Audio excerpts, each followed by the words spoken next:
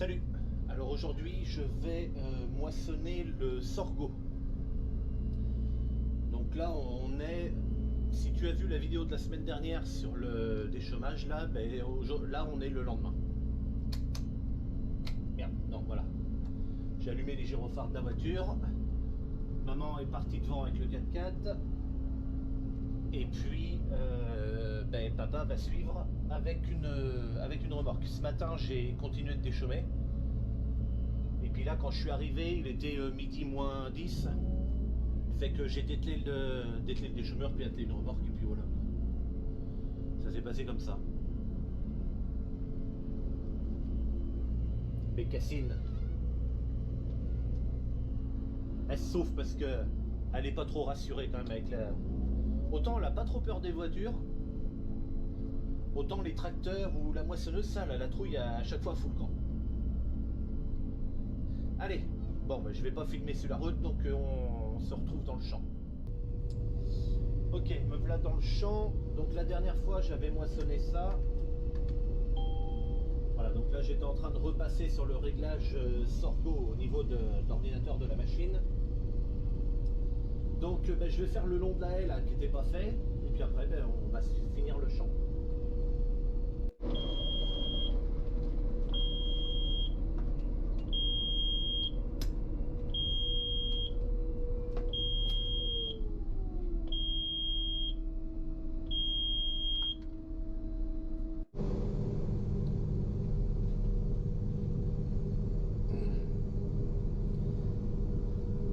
Allez, je suis en train de vider.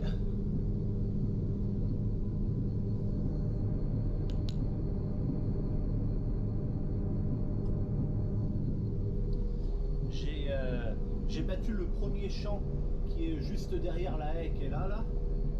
Et maintenant je suis rendu dans celui-là. C'est plus simple pour moi de filmer ici plutôt que dans l'autre parce que l'autre faisant 1 hectare et quelques, c'était chiant à filmer. Ici la parcelle elle fait 6 hectares donc c'est déjà plus simple. Et on a bourré la moissonneuse dans le petit champ là-bas. Je l'ai pas filmé parce que quand ça se passe comme ça j'aime pas filmer parce que ça m'énerve. Mais enfin ça m'énerve. C'est pas filmer qui m'énerve mais c'est la situation qui est chiante quoi. J'ai déjà pas le temps. Et en plus ça se passe pas comme je veux. Alors en fait c'est la raison du bourrage, elle est tout bête hein. C'est un petit peu de notre faute si tu veux. Ce qui s'est passé c'est que attends, je suis en train de tourner, voilà, la moissonneuse passait assez près de la remorque. Ce qui s'est passé c'est que le broyeur en ce moment il est enclenché. C'est un vérin qui le tient comme ça pour qui le fait bouger d'ailleurs, qu'il met ou qu'il l'enlève.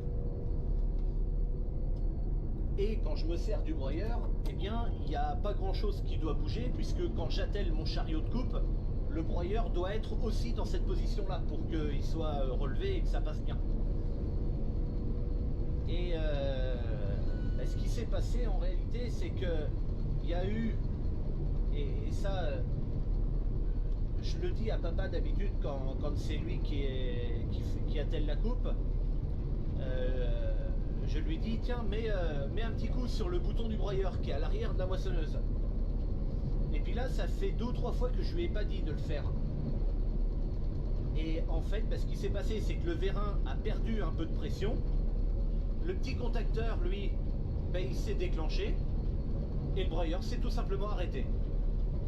J'ai pas eu d'alarme au niveau du tableau de bord. Alors au début je savais pas que c'était ça hein. Au début j'ai une alarme bourrage des secoueurs. On arrête, on débourre, voilà. Au départ avec papa on se dit merde si ça se trouve c'est parce qu'il y a les contre-couteaux qui sont mis. Et puis comme c'est comme il y a du verre et tout, peut-être ça passe mal dedans et puis ça va pas quoi. Donc on a viré les contre-couteaux. Bon, le fait de virer les contre-couteaux ça broye toujours aussi bien hein, donc bon ça va en fait. On vire les contre-couteaux et c'est pendant que papa était en train de finir d'enlever les trucs dans le broyeur, enfin ce qui était bourré quoi, Et moi j'ai enlevé en attendant les contre-couteaux. Et je me suis rendu compte qu'il y avait un petit bout de la tige du vérin qui sortait. Mais le contacteur, la patte était toujours dessus. Alors en fait, ben, le contacteur était plus appuyé, mais ça moi je pouvais pas le voir. J'arrivais pas à savoir si le contacteur était appuyé ou pas. Et puis il y a certains vérins surtout qui, quand ils sont repliés à fond, ben, il y a un bout de tige qui dépasse.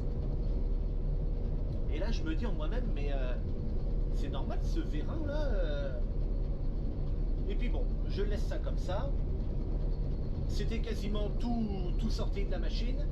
Et là papa me dit, bah écoute, essaye de remettre en route le broyeur pour finir de sortir le reste. J'essaye d'enclencher, tiens, le broyeur a jamais voulu se mettre en route. Et puis je descends, j'y attends, c'est pas normal que le broyeur se mette pas en route. Il y a un souci là. Et puis même, l'alarme du broyeur, elle aurait dû se déclencher si le broyeur s'est arrêté. L'alarme aurait dû s'enclencher, il y a un capteur dessus côté droit. Et puis j'étais en train de tourner ça dans ma tête et tout, puis à un moment, la machine était démarrée, j'appuie sur le bouton du broyeur, et là, tac, je vois le vérin qui rentre. Oh, je fais putain, si ça se trouve c'est ça, et le vérin était tout juste sorti, et il a déclenché le capteur. Ce qui fait que quand le broyeur s'est arrêté, eh bien, j'ai pas eu d'alarme, puisque c'était normal qu'il s'arrête, puisque c'est le contacteur qui lui a demandé de s'arrêter en fait. Donc l'absence d'alarme était tout à fait logique dans ce cas-là. Et puis finalement, voilà, j'ai compris ce qui s'est passé. Et en fait, c'est ça.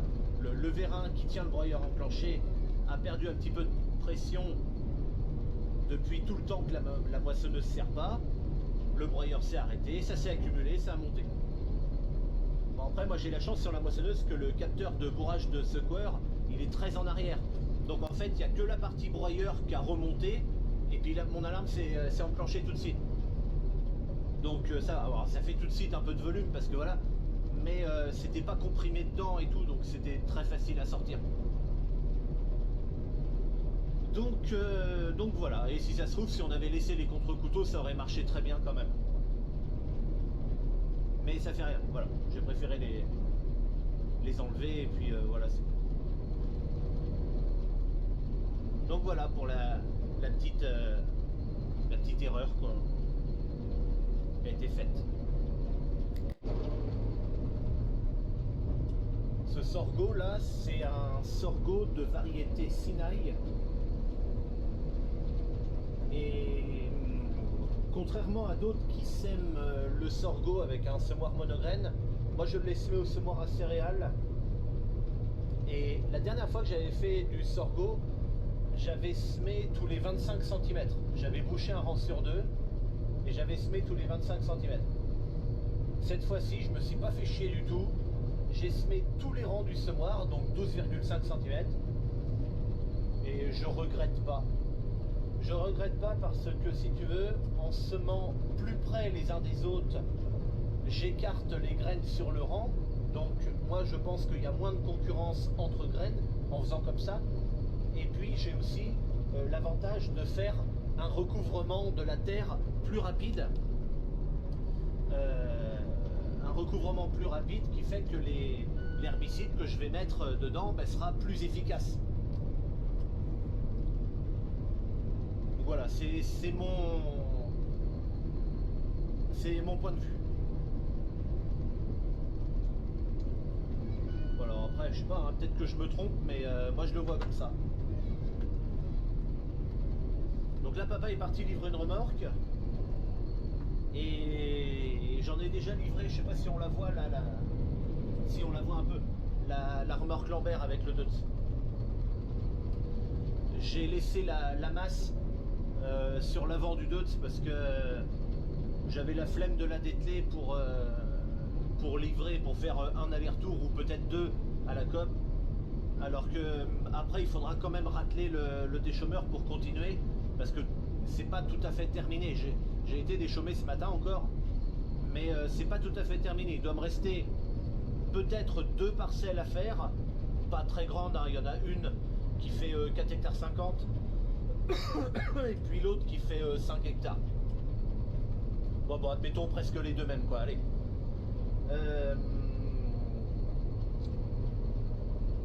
Merde, je sais plus ce que je voulais dire. Oui, et puis il me restera à déchemer les 2 parcelles de sorgho, forcément. Sauf que elle, en plus, il faudra mettre un coup de broyeur dedans. Il faudra venir broyer avec le tracteur. Mais dès que ce sera broyé, il faudra passer un coup de déchemeur aussi. Là, je sais pas quel déchemeur. Déchemeur à dents, déchemeur à disque, j'en sais rien.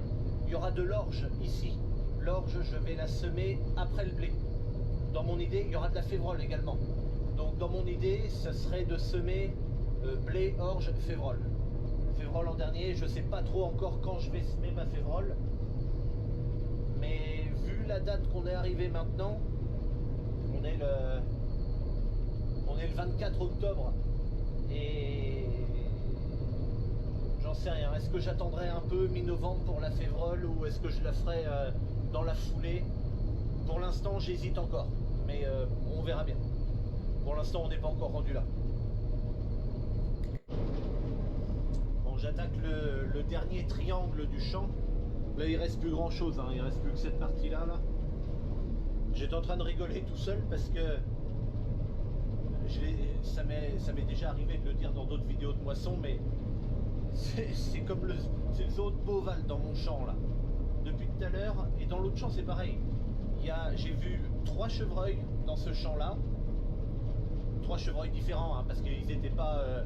Il y en avait qui étaient plus gros que d'autres, et puis il y en a un qui a traversé la route, qui a filé dans le bois derrière, et puis l'autre qui a parti à l'extrême opposé. Il y a du lièvre, il y a un faisan qui s'est envolé là il y a 5 minutes. Là je viens de voir une perdrix. Tout le monde est dans mon champ. Enfin en même temps c'est pas surprenant parce que le sorgho que je suis en train de moissonner, c'est une des dernières cultures du secteur qui est encore sur pied, quoi. Donc les animaux se réfugient ici en attendant. Mais là maintenant que ça va être coupé, ben, ils iront dans les bois qui sont là, tout simplement.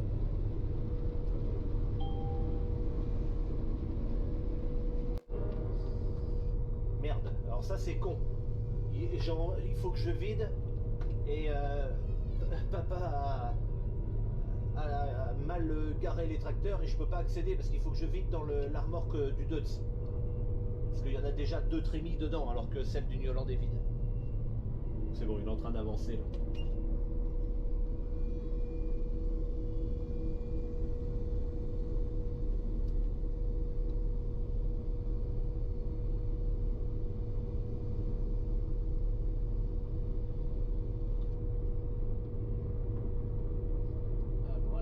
Replacer parce que c'est un petit peu près.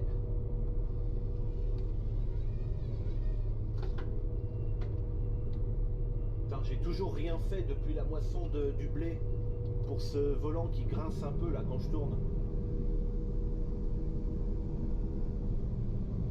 Il queen quand je tourne à droite et quand je tourne à gauche, il n'y a pas un bruit. J'avais dit que je m'en occuperais puis je l'ai pas fait. En même temps, c'est pas surprenant que je l'ai pas fait parce que une fois que les moissons sont finies, la moissonneuse, moi, ça me sort de la tête un peu. Puis ça, c'est pas un truc grave. Enfin, grave. C'est pas très important, en fait. Bon, il y a de la poussière. Hein. Alors cette poussière, c'est la poussière noire qui se met partout là. Tu vois, normalement, ça, c'est blanc là. Pas le tube, hein, le truc en dessous là. Normalement, c'est blanc.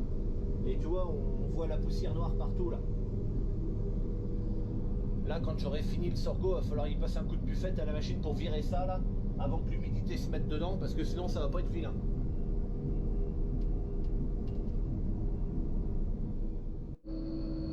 Tiens, regarde. Ah putain, tu le verras peut-être pas. Dans le champ là-bas au fond, un sanglier qui traverse. Il va traverser la route là. Je vais essayer de zoomer avec la caméra. Hop, il vient de passer dans le champ de mon voisin. Alors il se sauve, je sais pourquoi. Hein. T'as les chasseurs là. Tu les vois en orange, ils sont habillés là. Et ça c'est un sanglier qui vient de s'échapper de la traque là, tu vois. Et ben celui-là aura la vie sauve. Après, c'est peut-être même pas des sangliers qui chassent hein, d'ailleurs. Je sais pas ce qu'ils sont en train de. Je sais pas ce qu'ils sont en train de chasser là aujourd'hui. Mais bon. Voilà. Celui-là, ils ne l'auront pas eu aujourd'hui. Bon, en attendant, moi, la moisson est terminée. Je suis de retour Je suis de retour à mon chariot pour dételer. Donc là, ce qui s'est passé, je me rappelle déjà plus si je l'ai dit dans la séquence d'avant. Papa est parti livrer la remorque qui était pleine, donc le Deutz. Ensuite, donc il part livrer par là-bas. Et ensuite, comme le reste logeait dans l'autre remorque, il est passé devant parce que la ferme, du coup, elle est par là, elle. Donc il est passé devant, il rentre à la maison et il va revenir avec maman.